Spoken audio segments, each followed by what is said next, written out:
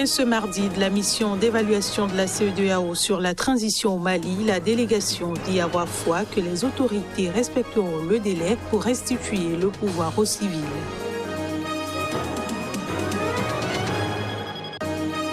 Deux attaques rebelles à l'entrée de Bangui en Centrafrique, repoussées ce mercredi, des attaques menées par les rebelles.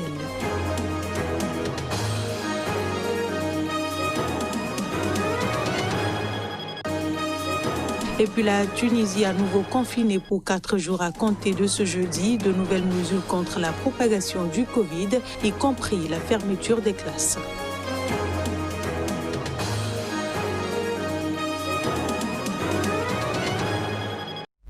Bonsoir à tous et bienvenue dans cette édition.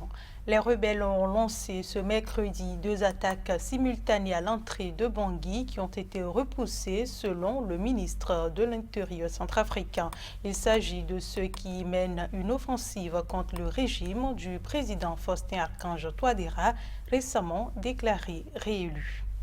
Ces 2 attaques ont été confirmées par des responsables de la mission des Nations Unies en Centrafrique, MINUSCA, sous couvert d'anonymat, tandis que le porte-parole des casques bleus dans le pays, le lieutenant-colonel Abdoulaziz Fall, a évoqué une attaque et des affrontements toujours en cours. Il s'agit des premiers affrontements aux portes de Bangui depuis que les rebelles ont annoncé une offensive il y a près d'1 mois. À respectivement 9 et 12 kilomètres du centre de la capitale, à l'aube, des brigades de l'armée ont été attaqués simultanément, mais grâce à la bravoure de nos forces et les appuis bilatéraux, nous avons pu repousser les assaillants qui sont en débandade actuellement, a assuré le ministre de l'Intérieur Henri Vancette Lenguissara. Les échanges de tirs ont baissé, mais la situation reste tendue. Selon le lieutenant-colonel Fall, 2 heures après le déclenchement de l'attaque, les affrontements n'ont pas fait de victimes, mais plus de 350 civils sont actuellement sous la protection des soldats burundais. Le 19 décembre, 8 jours avant les élections présidentielles et législatives, une coalition de 6 des plus puissants groupes armés qui occupent 2 tiers de la Centrafrique depuis le début de la guerre civile il y a 8 ans avait annoncé une offensive pour empêcher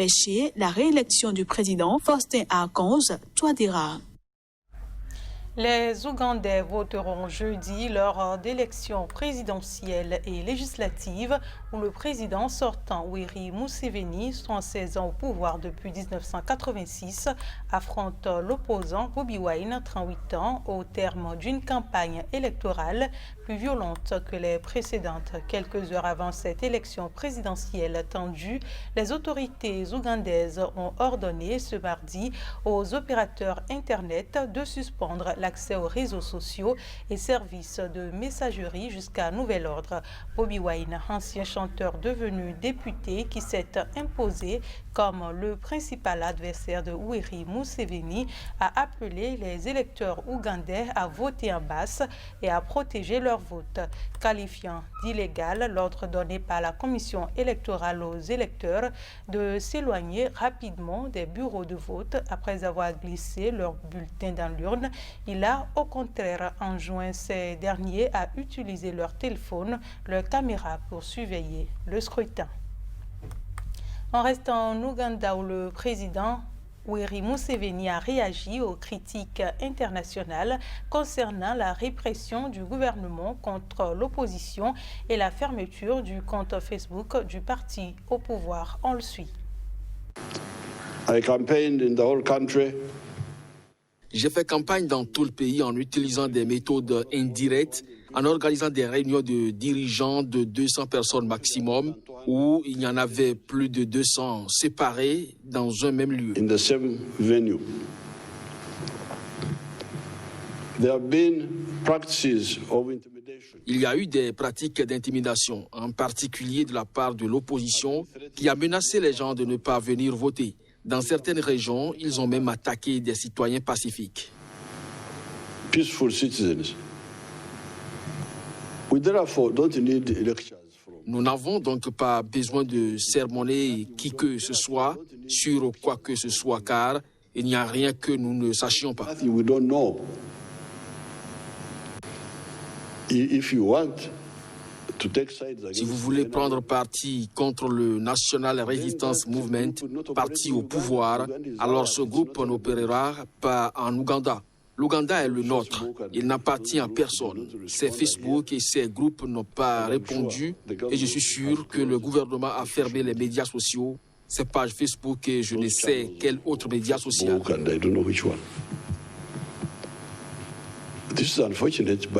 C'est malheureux, mais c'est inévitable. Il n'y a pas moyen que quelqu'un vienne jouer avec notre pays pour décider de ce qui est bon et de ce qui est mauvais. Celui-là, nous allons l'arrêter. Nous ne pouvons pas accepter cela.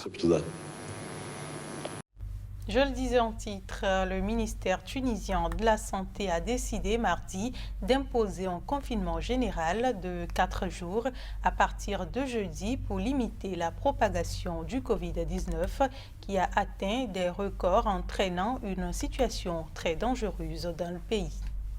Ces mesures de confinement, qui incluent un couvre-feu renforcé, entrent en vigueur le jour du 10e anniversaire de la Révolution, entravant toute commémoration de la fuite de Zine El Abidine Ben Ali le 14 janvier 2011, dans un contexte de tension sociale.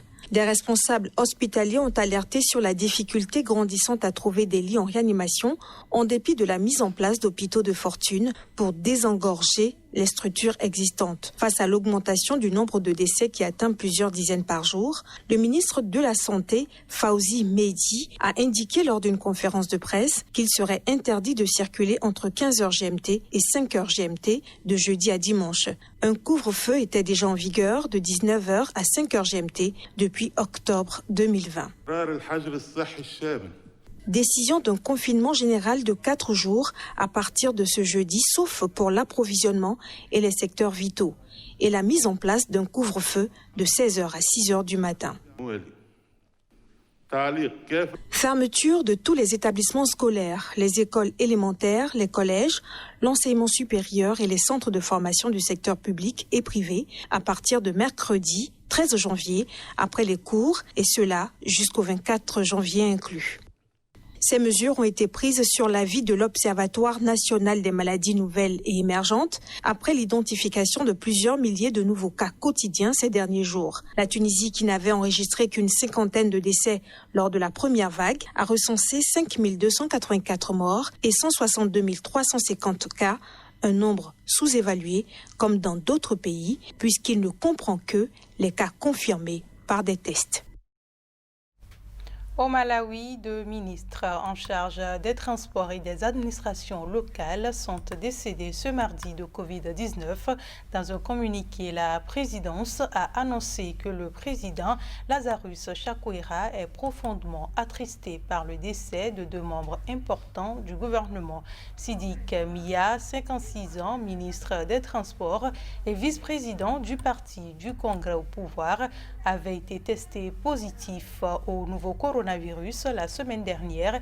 Il était confiné chez lui avec des symptômes légers. Il est décédé ce mardi matin. Le ministre des administrations locales, Nixon Belekanyama, est mort le même jour, 2 semaines après avoir été testé positif. Le Malawi est confronté à une recrudescence des cas de nouveau coronavirus. Le chef d'État a attribué cette forte hausse au mauvais respect des gestes barrières, en particulier le port du masque qui n'est pas obligatoire mais fortement recommandé. Le pays a officiellement enregistré plus de 9000 cas dont au moins 235 morts. La mission d'évaluation de la communauté économique des États de l'Afrique de l'Ouest sur la transition au Mali s'est achevée ce mardi lors d'une conférence de presse. La mission a dit ne pas avoir à ce stade de raison de douter que les autorités de transition tiennent le délai de 18 mois pour restituer le pouvoir aux civils. L'équipe de la CEDEAO a rencontré les principaux acteurs de la transition, la classe politique et d'autres acteurs du processus électoral. Au cours d'une conférence de presse, la délégation de l'institution a salué l'installation de tous les organes de la transition, mais a notamment demandé plus d'inclusivité pour que la transition de 18 mois aboutisse à des élections générales transparentes. Nous pensons que le gouvernement de transition sera en mesure de conclure tout ce qu'il est prévu de faire dans les 18 mois.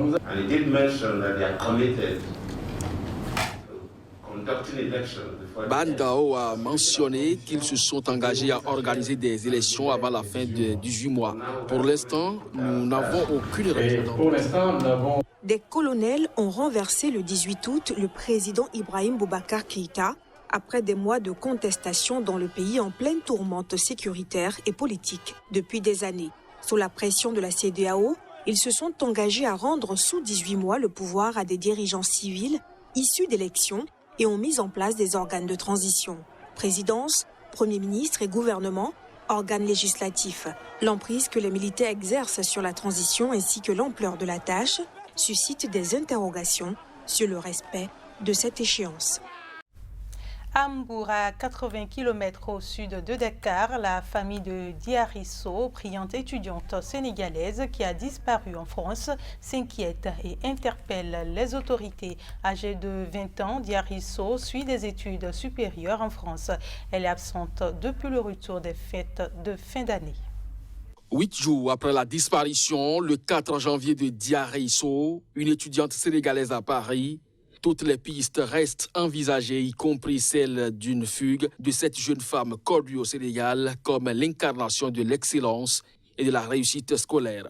Une enquête a été ouverte en France pour disparition inquiétante depuis que Diarisso, 20 ans, n'a pas repris les cours après les vacances de Noël au prestigieux lycée parisien Louis-le-Grand, où elle étudie en classe préparatoire. Selon une association d'étudiants sénégalais à Toulouse, la jeune femme a passé les vacances de fin d'année dans cette ville du sud-ouest de la France chez sa meilleure amie étudiante en médecine. Elle devait repartir le 1er janvier. D'origine Peul, Diarisso vivait avec ses parents à Mali, Kounda, près de Mbour, à 80 km de Dakar. Elle a été au prestigieux lycée d'excellence scientifique de Diourbel qu'elle avait intégré sur concours. Sa famille reste très inquiète. On a le cœur lourd. Rester tout ce temps sans l'avoir est très difficile à vivre. On prie le bon Dieu qu'il le retrouve. On sollicite également les prières de tous.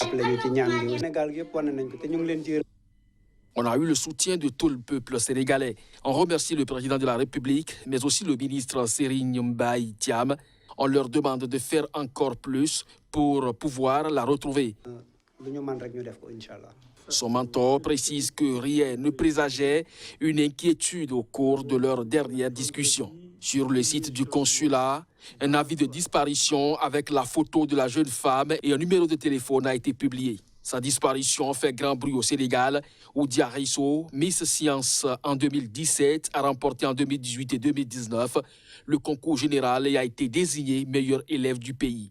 Elle avait été reçue par le président Macky Sall, qui a donné des instructions pour la retrouver, selon l'ambassadeur. Fin de cette édition. Merci de votre attention.